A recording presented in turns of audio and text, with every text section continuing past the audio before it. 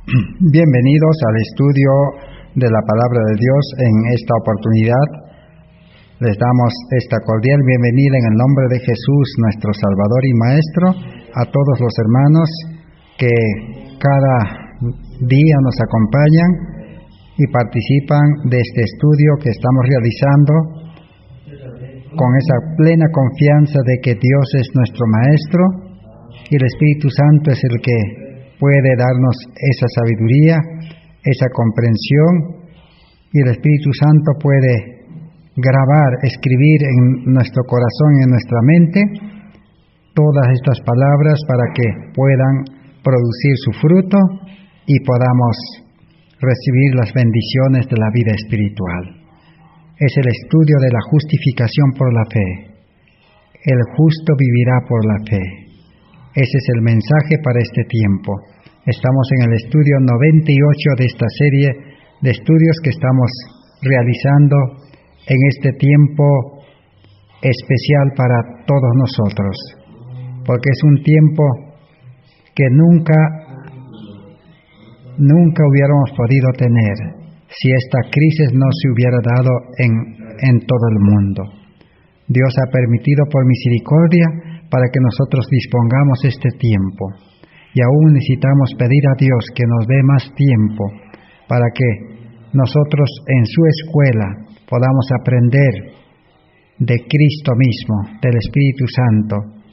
Los seres humanos solamente somos instrumentos, somos medios que podemos llevar la invitación, pero Dios es el que hace la obra desde principio a fin.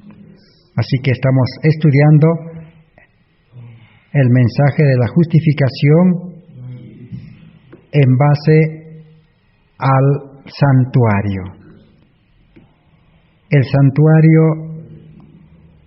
ese es un mensaje que nos anuncia, que nos enseña el plan de salvación. Dios, en su gran misericordia, al pueblo de Israel, como ellos no entendieron la ley de los 10 mandamientos, les dio una lección objetiva del santuario. Ellos debían aprender lecciones para su vida, pero aquel pueblo incrédulo, dice, no aprendió esas lecciones. Y a nosotros ahora nos ha tocado vivir en este tiempo y Dios quiere enseñarnos la misma lección. Si por ventura podemos nosotros llegar a comprender el plan de salvación y podamos llegar a una decisión de consagrar nuestras vidas, así como el santuario era consagrado, así como los que oficiaban allí también eran sacerdotes consagrados. El propósito de Dios es que nosotros podamos comprender esas lecciones. Pero necesitamos estudiar a la luz de la cruz del Calvario. Discurso o Dios nos cuida, en la página 31, tenemos allí la declaración inspirada que nos da la siguiente recomendación. Dice: el sacrificio de Cristo como expiación del pecado es la gran verdad, en torno a la cual se reúnen todas las demás verdades. Para poder comprender y apreciar correctamente toda verdad de la palabra de Dios, desde el Génesis hasta el Apocalipsis, deben ser estudiadas a la luz que fluye de la luz del Calvario, en relación con la extraordinaria verdad central de la expiación efectuada por el Salvador. Los que estudian el maravilloso sacrificio del Redentor crecen en gracia y conocimiento. Así que toda la Biblia debe ser estudiado a la luz que fluye del Calvario. Cristo, el Cordero de Dios, aquel Cordero que el pueblo de Israel, tarde y mañana, y todos los días llevaban el cordero y presentaban en sacrificio en el santuario terrenal, ese sacrificio es Cristo. Cristo murió en la cruz y nosotros, a la luz del sacrificio de Cristo, necesitamos estudiar toda la Biblia. Eso quiere decir de que toda enseñanza de la Biblia está relacionada con Cristo. Sin Cristo no tiene valor. Así como en el santuario terrenal, sin el sacrificio del cordero, no hubiera funcionado, no hubiera servido de nada los servicios del santuario. Hoy en día también, en vano sería la religión, en vano sería estudiar la Biblia, en vano sería todo, si nosotros no comprendemos y no colocamos o no tomamos en cuenta a Cristo. Toda la Biblia habla de Cristo. Desde la ley de Dios, el Evangelio, las profecías, las doctrinas, los 3 mensajes angélicos, reforma por salud, la educación, indumentaria, y así podemos ir enumerando todas las verdades, parten de Cristo y apuntan a Cristo. Por eso dice, el plan de salvación, la vida de Cristo, la muerte de Cristo, la resurrección y la intercesión es la verdad central. Ese es el eje central sobre el cual giran todas las verdades. Si no comprendemos este mensaje de la justificación por la fe o Cristo nuestra justicia, no podremos comprender realmente todas las demás cosas. Por eso, nuestro gran deseo es estudiar a la luz de Cristo. Ahora, para continuar estudiando, vamos a ¿cuál fue el propósito de Dios para el ser humano desde edades eternas? Tenemos una revelación en el libro Deseado de todas las gentes, páginas 132 y 133. En estas 2 páginas está resumido la esencia de todo lo que nosotros vamos a estudiar en los siguientes estudios. El gran estudio que hemos empezado es el hombre, un santuario viviente. Ese es el objetivo de nuestro estudio, pero para lo cual tenemos que estudiar el santuario terrenal y luego tenemos que estudiar el santuario celestial. Y llegaremos de que el hombre es un santuario viviente. Entonces vamos a leer este resumen en el cual está todo el plan de salvación. Dice así: en la purificación del templo de Jerusalén, lo cual ya hemos estudiado, Jesús anunció su misión como Mesías y comenzó su obra. Aquel templo, erigido para morada de la presencia divina, estaba destinado a ser una lección objetiva para Israel y para el mundo. Entonces el templo de Jerusalén, que fue construido en la primera oportunidad por Salomón y luego reedificado durante 46 años por Zorobabel, Nehemías, Esdras y muchos otros, ese templo de Jerusalén, que era el orgullo de la nación judía, Dios dice, lo permitió para que sea una lección objetiva para el pueblo de Israel y para todo el mundo, para nosotros también. Así que es una lección objetiva, una forma didáctica que Dios nos quiere enseñar. En sí el templo de Jerusalén no tiene ningún valor.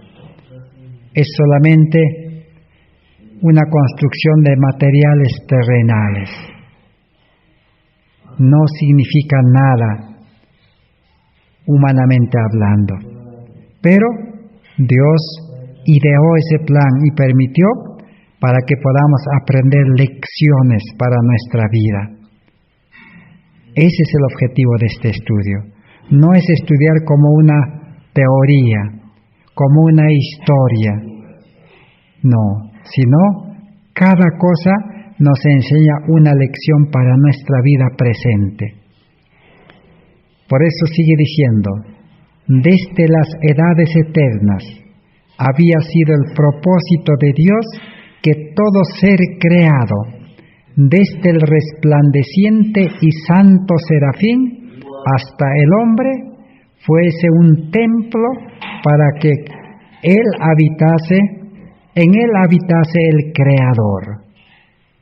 Así que desde los ángeles, Adán y Eva y todos los habitantes de todas las edades de este mundo, el propósito de Dios era que el ser humano fuese, dice, un templo, un santuario en donde pueda vivir, morar su Creador.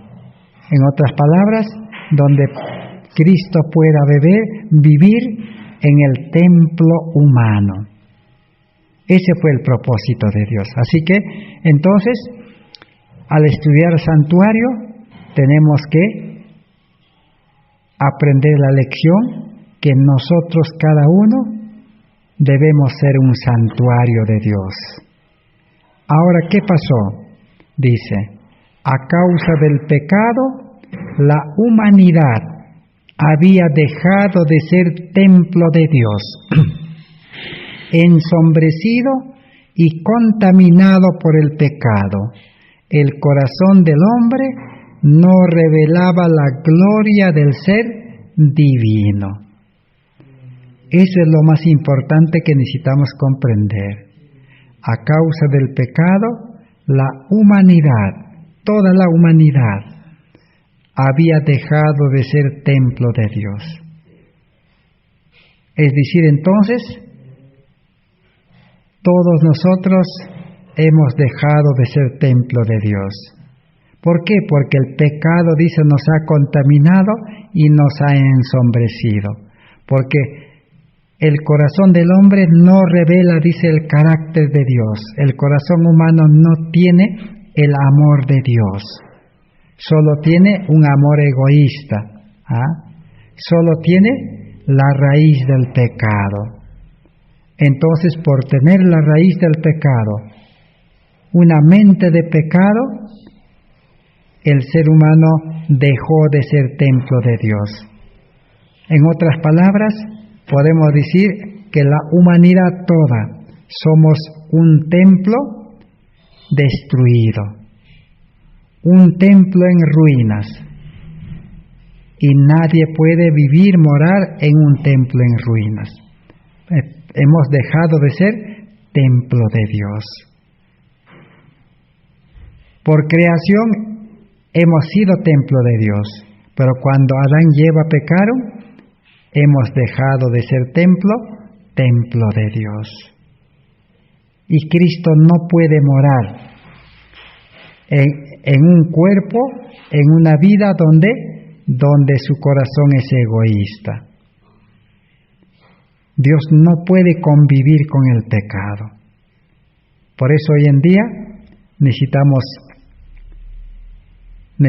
dejar las ideas preconcebidas, las tradiciones, las enseñanzas humanas.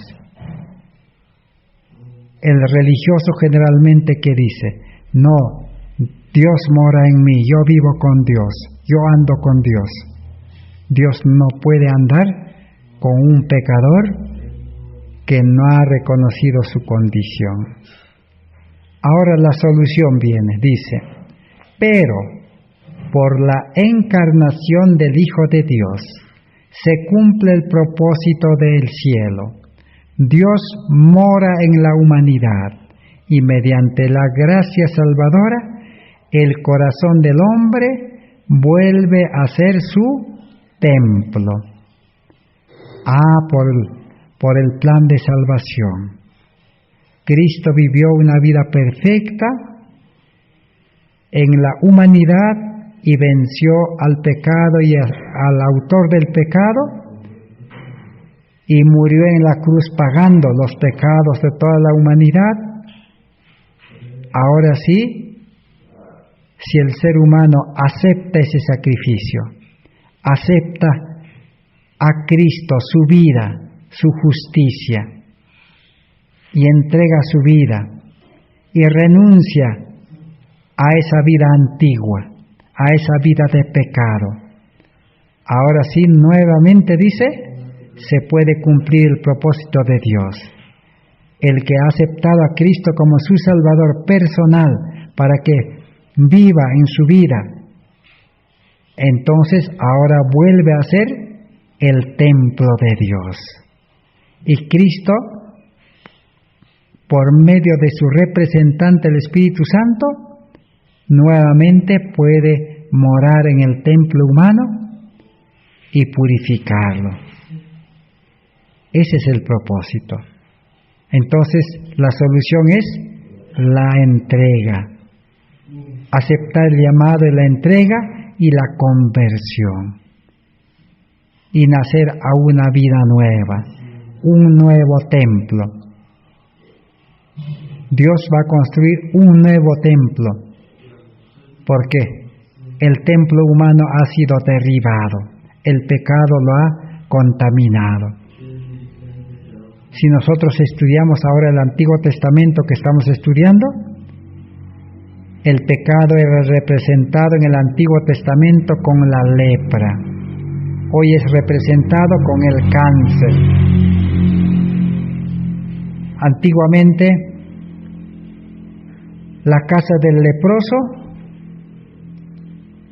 ¿qué acontecía con la casa del leproso?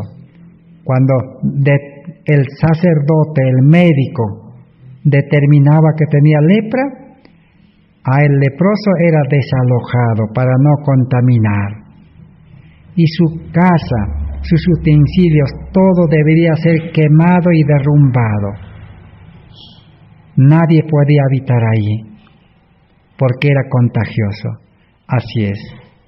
Eso quiere decir que nosotros, como seres humanos naturales, nacidos de carne y sangre, con mente carnal, con naturaleza pecaminosa, debemos ser condenados a la destrucción. Debemos morir al yo, dice, al egoísmo, a la vida carnal. Y Cristo, si aceptamos a Él, Cristo puede construir, dice, una nueva vida, un nuevo hombre.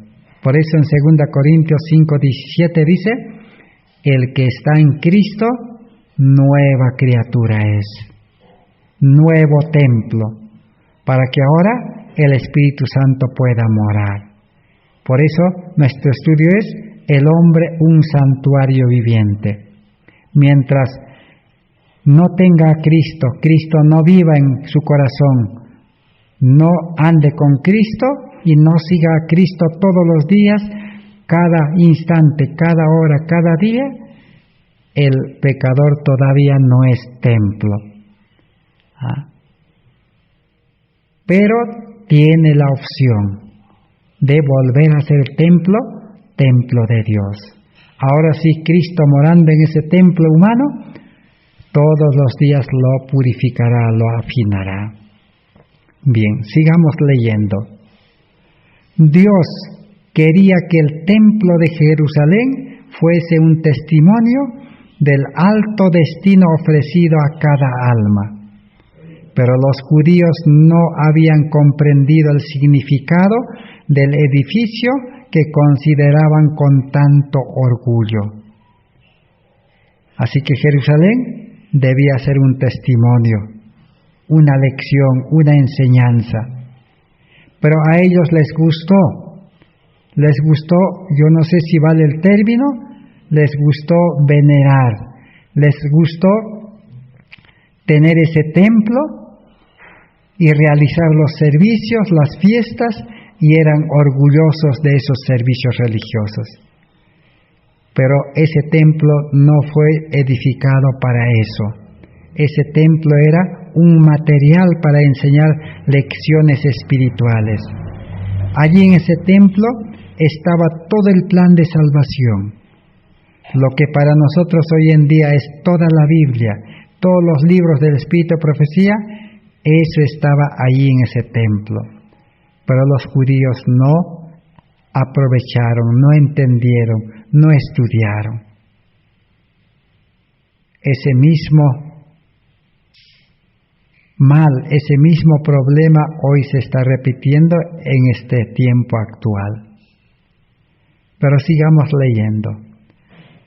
Los judíos dicen, no se entregaban a sí mismos como santuarios del Espíritu Santo. Ahí está. El propósito era que ellos debían entregar sus vidas a Dios para que sean como el templo de Jerusalén, limpio, resplandeciente, donde more la presencia de Dios. Los atrios del templo de Jerusalén, llenos del tumulto de un tráfico profano, representan con demasiada exactitud el templo del corazón, contaminado por la presencia de las pasiones sensuales y de los pensamientos profanos. Al limpiar el templo de los compradores y vendedores mundanales, Jesús anunció su misión de limpiar el corazón de toda contaminación de pecado, de los deseos terrenales, de las concupiscencias egoístas, de los malos hábitos que corrompen el alma. Si nosotros aceptamos el sacrificio de Cristo, la vida de Cristo, la intercesión como abogado, intercesor y sumo sacerdote en el cielo en favor nuestro, entonces Cristo dice puede entrar en nuestra vida y puede nuevamente convertir nuestra vida en su templo, para que Él pueda purificar, dice. ¿Purificar de qué? De los tráficos profanos que hay, pasiones sensuales, deseos terrenales, concupiscencias egoístas, malos hábitos, de todo eso quiere limpiar. Porque el ser humano natural le gusta las cosas de este mundo, trabajar para este mundo, vivir para este mundo, dedicarse a las cosas de este mundo. Eso separó de Dios y contaminó el templo, y nuestro templo está en ruinas. Pero Cristo quiere limpiarnos de eso. Eso indica que si Cristo entra a nuestro templo, a nuestra vida, entonces ya no nos va a gustar las cosas de este mundo. Ya no vamos a tener ese deseo de querer trabajar, estudiar, acumular dinero, hacer buenas casas, vivir cómodamente, y todos los deleites, los afanes de este mundo ya no nos va a gustar. Cristo es el que cambia eso, porque Cristo va a crear una nueva vida, con nuevos hábitos, con nuevos deseos, con nuevos planes. Ese es el plan de salvación, para hacer un nuevo templo para Dios. Por eso en Malaquías 3, 1 al 3, ya hemos leído: Jehová vendrá, dice, a su templo el Señor, a quien vosotros buscáis. ¿Y qué va a hacer? Ese Dios, ese Cristo va a ser como fuego purificador, jabón de lavadores, dice, como el que limpia la plata, el que afina el oro. O sea, si hasta aquí nosotros creemos en Dios, en Cristo, en su palabra, pero nosotros no hemos sido limpiados, no hemos sido apartados del mundo, y no estamos viviendo como los sacerdotes consagrados a nuestro santuario, entonces todavía Cristo no ha entrado. Como decía en la lectura al principio que hemos leído, dice, por causa del pecado, ¿qué pasó? A causa del pecado, la humanidad había dejado de ser templo de Dios, ensombrecido y contaminado por el pecado. Mientras sigamos pecando, mientras estamos contaminados, dejamos de ser templo, ya no somos templo de Dios. Por eso en 1 Corintios 3, 16, 17, el apóstol Pablo dice que ¿no sabéis que vosotros sois templo de Dios y que el Espíritu de Dios debe morar en vosotros? Dice. Entonces, sigamos leyendo. Ningún hombre puede de por sí echar las malas huestes que se han posesionado del corazón. Solo Cristo puede purificar el templo del alma. El ser humano no va a poder limpiar las malas huestes que están llenos en nuestro corazón. ¿Cuáles son esas malas huestes? Las cosas de este mundo. En otras palabras, nos quiere decir, ningún creyente profeso, ningún religioso va a poder dejar las cosas de este mundo. ¿Cuáles son las cosas de este mundo? Nuestro trabajo, el ganar el dinero, el estudio, la alimentación de este mundo, la educación de este mundo, todas las cosas que la ciencia ha inventado en este mundo, comenzando desde Internet, los celulares, televisores y todos los aparatos modernos que ha inventado la ciencia. Porque todo lo que el hombre ha inventado la ciencia, nada es bueno, está contaminado con el pecado. En parte es bueno y en parte es malo. El hombre dice, nada bueno puede hacer. Pero nosotros, dicen, no vamos a poder dejar, ni vamos a poder dejar la ciudad, las malas compañías. No vamos a poder dejar. Porque dice, ningún hombre puede de por sí echar las malas huestes que están posesionados en nuestro corazón. No puede. Solo Cristo puede purificar el templo del alma. Necesitamos aceptar a Cristo, su sacrificio y su vida. Pero no forzará la entrada. Cristo no puede entrar directamente a la fuerza. No es decir, Señor, entra a mi corazón, sino necesitamos renunciar, estar dispuestos a que Él pueda limpiarlo, que Él nos haga dejar todo. Ahora sí, Cristo puede entrar, pero a Cristo no podemos engañarle. Él sabe si amamos a las cosas de este mundo o estamos dispuestos a desprendernos. Si amamos y no estamos dispuestos a dejar, Cristo no va a entrar al corazón, porque perdería su tiempo, porque no le vamos a dejar que limpie, que nos pueda hacer dejar esas cosas. Ni mucho menos si Cristo entra a nuestra vida, entre muchas cosas que nos limpiará, Él nos hará dejar las ciudades. Porque nunca fue el propósito de Dios, dice, que sus hijos vivan en la ciudad, ahí aglomerado, amontonado, en esas casas, dice, que parecen tumbas vivientes. Nunca fue el propósito de Dios. El problema es que estamos ahí porque Cristo no ha entrado a nuestro corazón. Pero nosotros somos orgullosos como los fariseos, los judíos, de nuestra religión, de la Biblia. Sigamos leyendo. No viene a los corazones como antaño a su templo, sino que dice, Apocalipsis 3:20, he aquí yo estoy a la puerta y llamo. Si alguno oyere mi voz y abriere la puerta, entraré a él. Cristo está esperando a la puerta de nuestra vida, de nuestro corazón, de nuestra mente. Tenemos que estar dispuestos a que Él lo limpie. Él vendrá no solamente por un día, porque dice, habitaré y andaré en ellos, y ellos serán mi pueblo. 2 Corintios 6:16. ¿Y qué más hará? Él sujetará nuestras iniquidades y echará en los profundos de la mar todos nuestros pecados. Miqueas 7:9. ¿Qué hace cuando Cristo entra a nuestro corazón, a nuestro templo? Él sujetará nuestras iniquidades.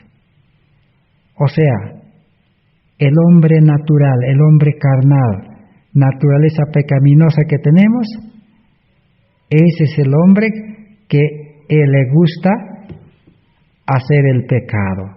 Para el hombre natural es fácil pecar, es fácil ir a las cosas de este mundo.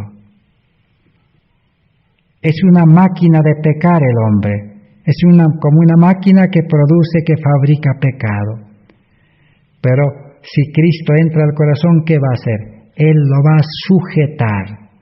Sujetar quiere decir agarrar, mantenerlo privado. Es como sujetar alguna cosa para que no se mueva, para que no accione, para que no trabaje, para que no funcione. Gracias a que Cristo entra a nuestra vida, Él no nos va a dejar actuar porque actuamos mal, pensamos mal, hablamos mal, vivimos mal y todo hacemos mal. Entonces, Él lo va a sujetar. La Biblia en San Mateo 11:28-30 dice, Él va a subyugar. Subyugar es amarrar a un ser, a algo, para que no haga su voluntad.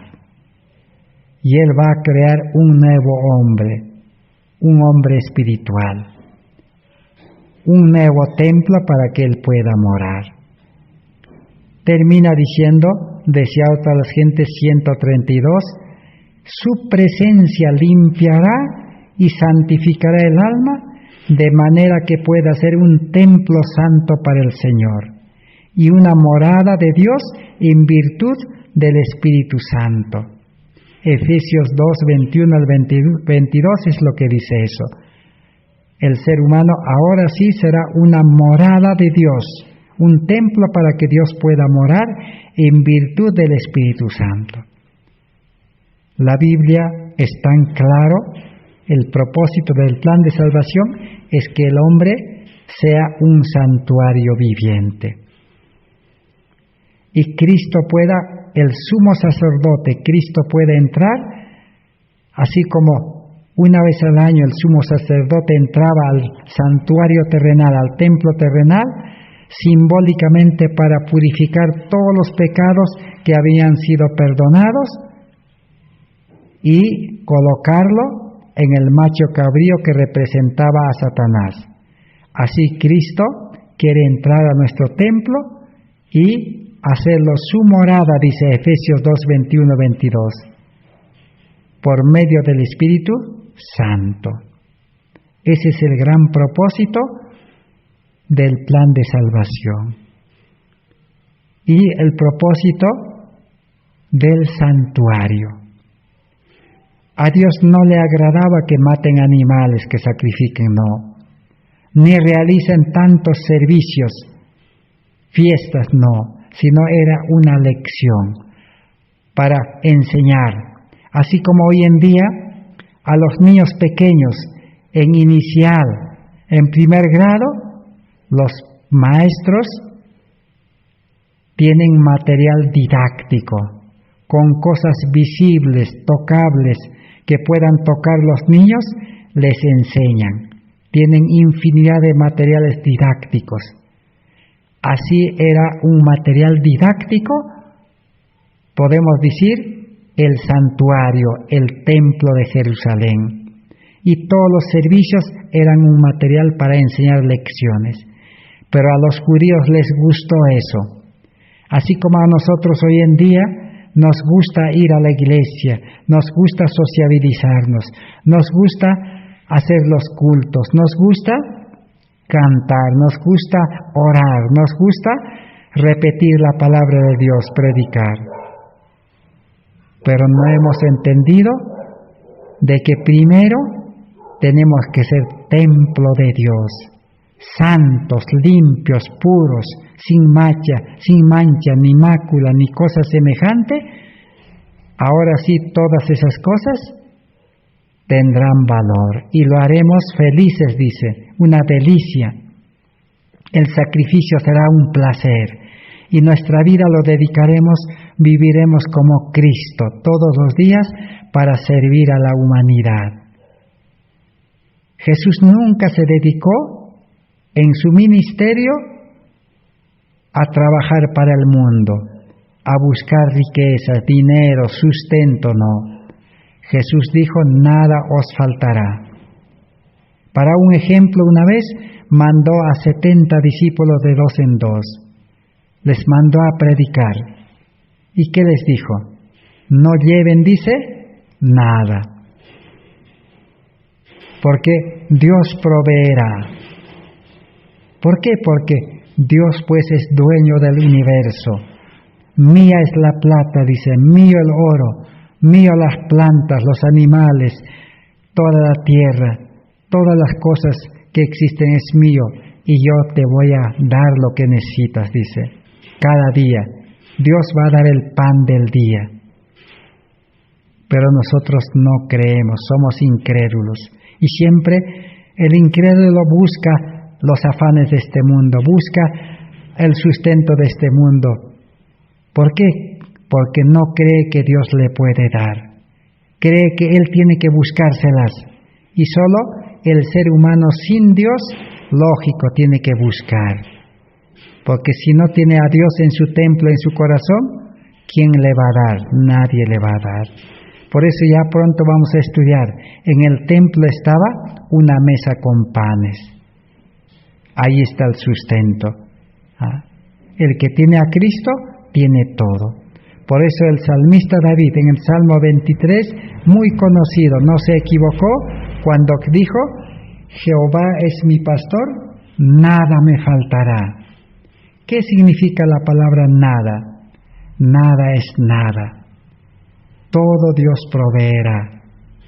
Pero no es pues esperar con manos cruzadas en la vida carnal, en la vida humana, sino es vivir la vida espiritual.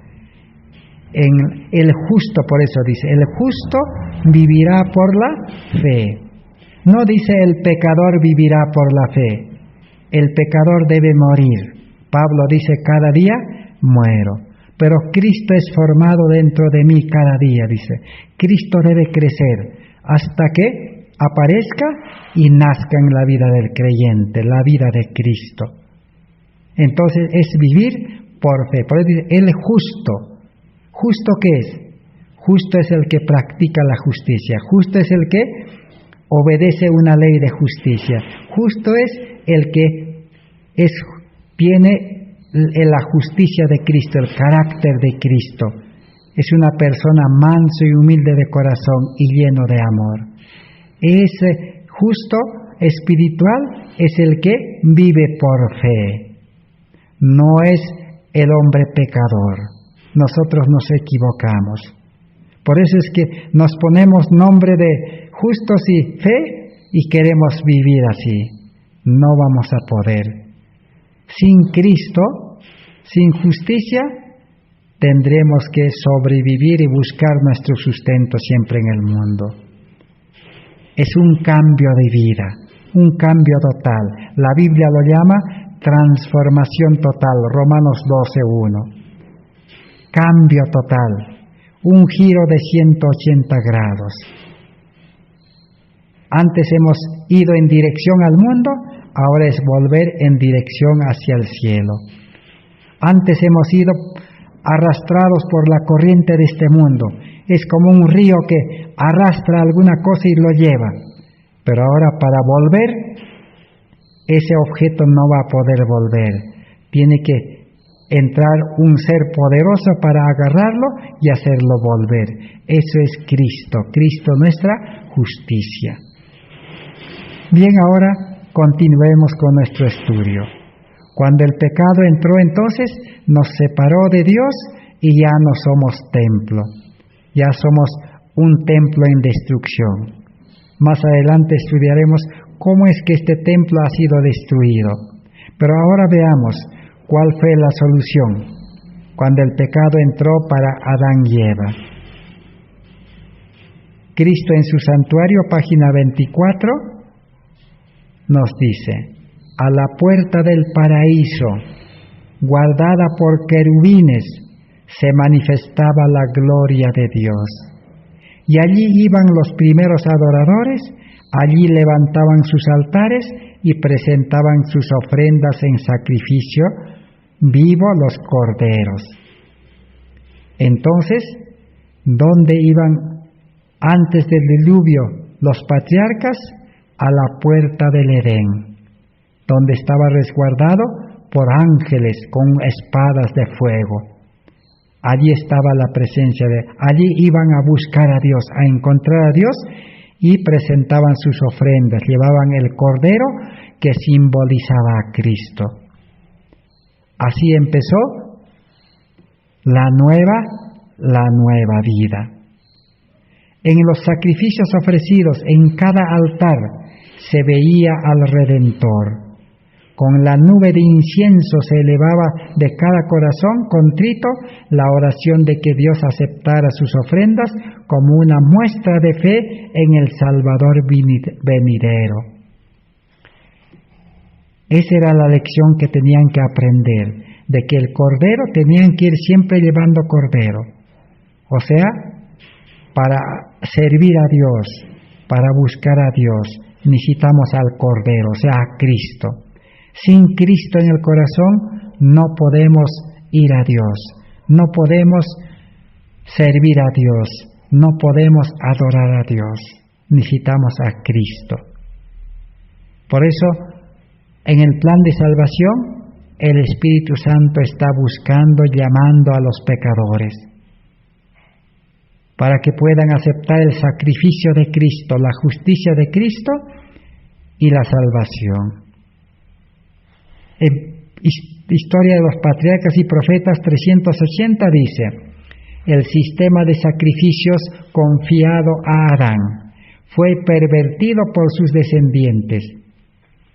La superstición, la idolatría, la crueldad y el libertinaje corrompieron el sencillo y significativo servicio que Dios había establecido.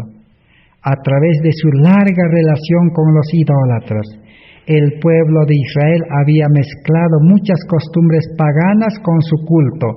Por consiguiente, en el Sinaí el Señor les dio instrucciones definidas tocante al servicio de los sacrificios. Entonces, aquellos sacrificios que llevaban a la puerta del Edén, con el tiempo se pervirtió, se contaminó, se mezcló, dice, con ideas paganas. Hoy en día también igual. En las religiones se ha mezclado la palabra de Dios con las enseñanzas humanas, costumbres humanas. Por eso la religión no tiene poder. Así como los servicios del santuario antiguamente no tenían poder. Ejemplo tenemos ahí, el pueblo de Israel, aún a la guerra, llevaba el arca del pacto, pero no tenían poder.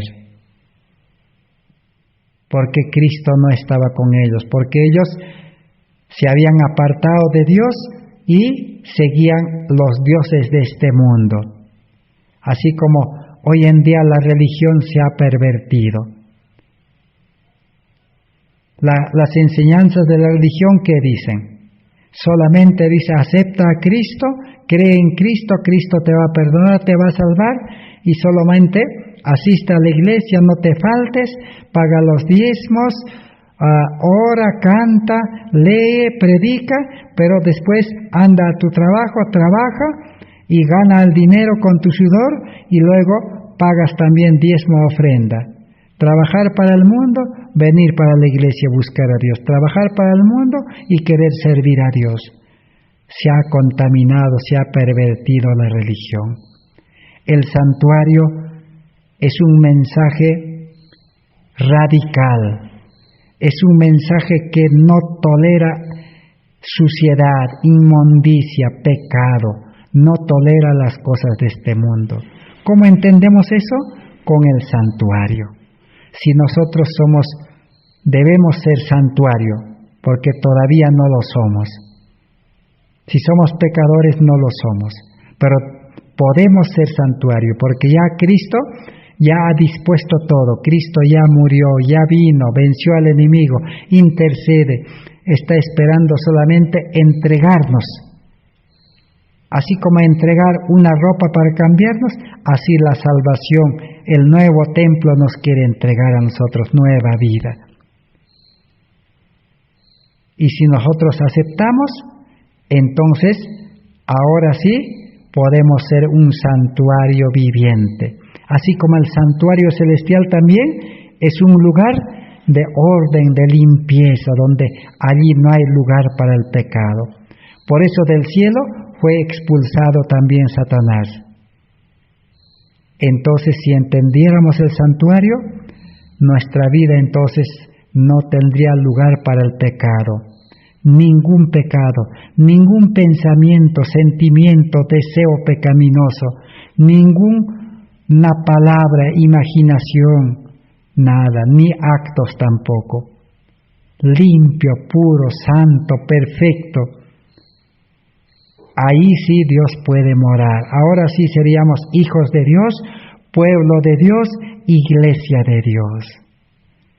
Pero la religión nos ha enseñado a ilusionarnos. Decir, nosotros somos pueblo de Dios, nosotros somos hijos de Dios.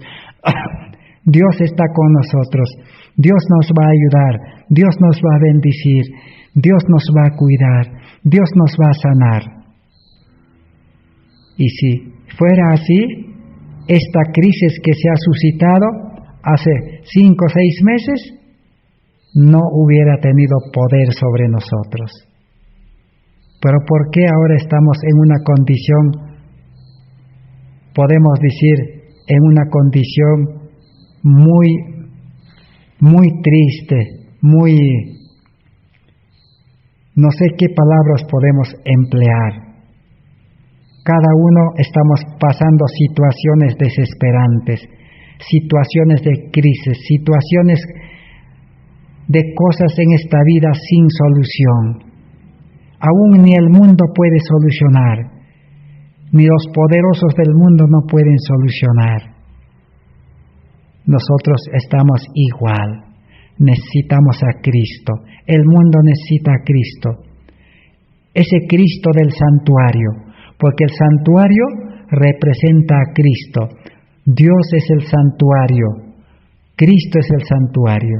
Por eso en Apocalipsis, cuando estudiemos, vamos a encontrar, el profeta Juan dice, en el cielo, en la nueva tierra, no había templo, dice, el templo era Dios. Dios es el verdadero templo, santo, limpio. Y nosotros necesitamos recibir ese templo de gracia, un nuevo templo. ¿Quién puede construir? ¿Quién puede crear un nuevo templo? Es Cristo, porque Él es creador. Él ha hecho todas las cosas en este mundo por su palabra. Necesitamos comprender y conocer y creer en un Dios todopoderoso. Y si creemos en un Dios todopoderoso, nosotros ya no buscaremos nada en este mundo. Diremos, Señor, soy malo y necesito morir. Tú puedes hacer el milagro de darme una nueva vida. ¿Qué es lo que la Biblia nos habla acerca del santuario ahora? Dice Cristo en su santuario, página 17 y 18, el santuario celestial en la cual Jesús ministra en favor de nosotros es el gran original, del cual el santuario edificado por Moisés era una copia. El santuario terrenal que Moisés edificó en el desierto y que luego Salomón edificó ese templo y fue reedificado en 46 años después. Esa es una copia del original del cielo. Eso es lo que nos dice la Biblia. Está en Hebreos capítulo 8, el verso 1. ¿Qué dice allá? En Hebreos capítulo 8, el verso 1, la palabra del Señor nos dice de la siguiente manera. Ahora bien, el punto principal de lo que hemos venido diciendo es que tenemos tal sumo sacerdote, el cual se sentó a la diestra del trono de la majestad de los cielos, ministro del santuario de aquel verdadero tabernáculo que levantó el Señor y no hombre. Así que en el cielo está el verdadero santuario y nosotros somos copia de eso. Y el que construyó a Moisés con materiales muy preciados era copia de eso también. Repetidas veces encontramos en los escritos de Ellen White declaraciones acerca de la realidad del santuario celestial, su moblaje y su servicio. Una de ellas fue escrita en 1880 cuando se refirió a la experiencia de los creyentes adventistas después del chasco de 1844. Dice así: en su investigación descubrieron que el santuario terrenal edificado por Moisés al mandato de Dios, de acuerdo con el modelo que se le mostró en el monte, era un símbolo para este tiempo. Así que ese santuario era un símbolo para nuestro tiempo, para que nosotros podamos comprender que hay un original en el cielo y nosotros también debemos ser el santuario. Y en aquel que se presentaban ofrendas y sacrificios, que sus dos lugares santos eran figuras de las cosas celestiales, que Cristo, nuestro gran sumo sacerdote, el ministro del santuario y de aquel verdadero tabernáculo que levantó el Señor y no hombre. Así que en ese santuario se presentaban las ofrendas y los sacrificios. Entonces, si nosotros llegamos nuevamente a ser templos vivientes, ahora sí nuestras ofrendas y nuestros sacrificios tendrán validez. Ofrendas son lo que ofrendamos a Dios, o sea, nuestras alabanzas, nuestras oraciones y todo los servicios que tributamos a Dios. Y sacrificios que lo que nosotros nos sacrificamos, o sea, dejar las cosas de este mundo y ocuparnos en las cosas de Dios, de predicar, de enseñar, de curar a los enfermos, de asistir a la gente, dedicarse a ayudar a la gente. Ese sacrificio tendrá valor. Pero mientras no somos el templo de Dios, somos templos destruidos, enfermos físicamente, enfermos mentalmente, con ese temor, con ese miedo, con ese estrés, entonces no somos templo de Dios. Y todo lo que pueda realizar un ser humano así, no agrada a Dios. El esplendor sin par del santuario terrenal reflejaba ante la vista humana las glorias del templo celestial, donde Cristo, nuestro precursor, ministra por nosotros ante el trono de Dios hoy en día. Página 18, Cristo en su santuario. Sigamos leyendo. Así como en el santuario terrenal había dos compartimientos, lugar santo y santísimo, así hay dos lugares santos en el santuario celestial. El arca que contiene la ley de Dios y el altar del incienso y otros instrumentos de servicio que se encontraban en el santuario terrenal también tienen su contraparte en el santuario de arriba. En santa visión se le permitió al apóstol Juan entrar en el cielo y allí él contempló el candelabro de oro y el altar del incienso Y cuando el templo de Dios fue abierto, dice, en Apocalipsis 4:5, Apocalipsis 8:3, Apocalipsis 11:19, vio, dice, el arca del pacto en el cielo. Así que todo lo que había en el santuario terrenal existe en el santuario celestial. Y todo lo que existe en el santuario celestial debe existir en nuestro templo, si es que aceptamos hacer nuevamente templo de Dios. Pero como dijimos, la condición es que estemos dispuestos a que nuestro templo en ruinas sea destruido, que no puede habitar en ese templo en ruinas contaminado Cristo, sino Cristo es constructor, arquitecto. Él puede construir nuestra vida, nuestro carácter. Dice, los que buscaban la verdad encontraron pruebas irrefutables de la existencia del santuario en el cielo. Moisés hizo el santuario terrenal a partir de un modelo que le mostró. Pablo declara que el modelo es el verdadero santuario que está en los cielos. Juan testifica que lo vio en el cielo.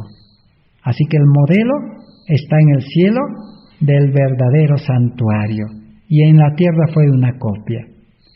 Y nosotros ahora, igual. Para nosotros el verdadero santuario es Cristo. Cristo es el verdadero templo. Ya hemos leído en los estudios anteriores, cuando Jesús estaba en esta tierra, antes de su muerte, a su pueblo judío, ¿qué le dijo?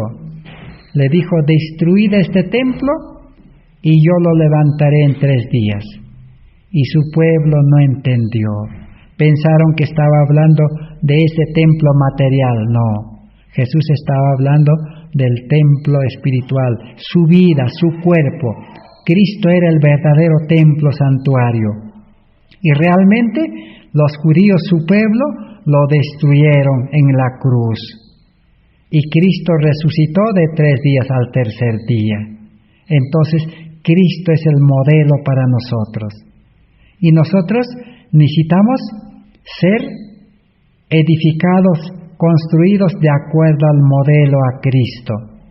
Pero Cristo también es el arquitecto, el constructor, el creador. Necesitamos recibir a Cristo, el constructor, el arquitecto, para que Él pueda construir nuestra vida, nuestro carácter, nuestra personalidad, nuestra vida santa, perfecta, buena, así como Jerusalén, ese templo o el santuario, el material principal, ¿qué cosa era del santuario? Era oro, plata, piedras preciosas, perlas, y luego era telas, tejidos de finísimas lanas de animales. Uno de ellos era el tejón, pieles y lana de tejón. Tejón es un animal muy preciado. Ese animal puede vencer a Satanás, puede vencer a la serpiente. Los tejones dice que se enfrentan con la serpiente. Y cuando la serpiente quiere vencerlo, el tejón dice que se echa y se hace el muerto, vencido. Pero en uno de esos se levanta y le agarra en la cabeza y lo mata a la serpiente. Aún hasta eso tiene su significado, pieles de tejones. Así entonces, el santuario estaba construido de materiales muy preciados. Por eso el mercader celestial en Apocalipsis 3, 14 al 18 nos dice, compra de mí oro afinado en fuego, vestiduras blancas y colirio. Nosotros debemos ser construidos con oro. El oro es un material muy preciado. El que tiene el oro tiene todo. Ese es el gran objetivo de nuestro estudio en esta oportunidad. Por eso necesitamos estudiar con detenimiento. Dios nos puede hacer comprender en la quietud, en el silencio, en la tranquilidad. En el campo se entienden mejor estas cosas, porque el campo es la escuela de Cristo. Todos los que estamos participando de este estudio, tenemos que ya decidirnos y pedir al Señor: Señor, la ciudad no me trae nada bueno.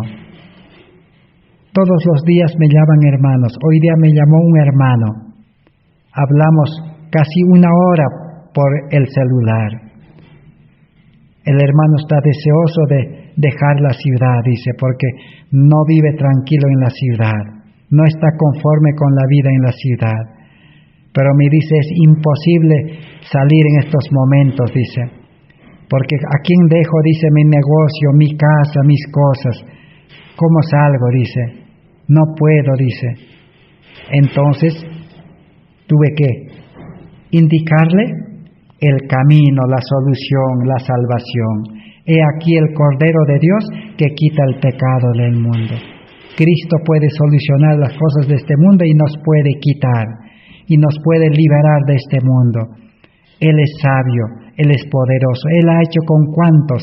Lo hizo con José, lo hizo con Jacob, con Abraham, con Moisés, con el pueblo de Israel, lo sacó de Egipto, con Lot. Él puede hacer con nosotros.